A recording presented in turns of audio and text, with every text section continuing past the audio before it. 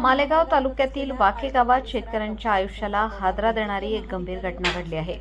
येथील शेतकरी सुनील अंबादास नारळे व राहुल वाल्मिक नारळे यांच्या गट क्रमांक 218 मधील डाळिंब बागेला दुपारी अचानक भीषण आग लागली। प्राथमिक माहितीनुसार ही आग विद्युत डीपी मधील शॉर्ट सर्किटमुळे लागल्याचा अंदाज व्यक्त केला जात आहे।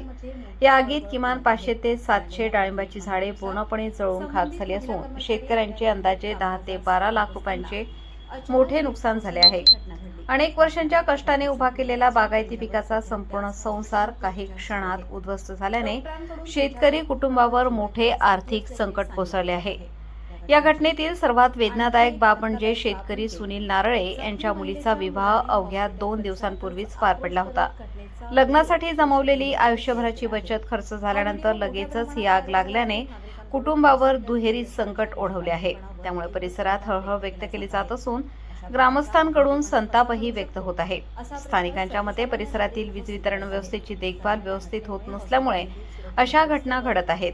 विशेषतः एमएससीबीच्या निष्काळजी आणि भोंगळ कारभारामुळेच ही आग लागली का असा गंभीर प्रश्न उपस्थित केला जात आहे।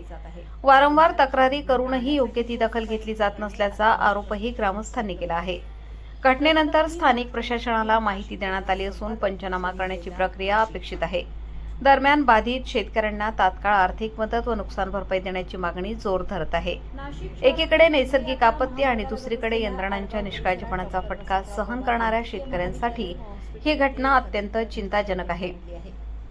या आगीस जबाबदार नेमके कोण आणि शेतकऱ्याला न्याय कधी मिळणार हा प्रश्न आता अधिक तीव्रतेने पुढे येत आहे। प्रबंधभूमी महाराष्ट्र न्यूजसाठी प्रतिनिधी प्रभाकर सोळंकी, मालेगाव, नाशिक।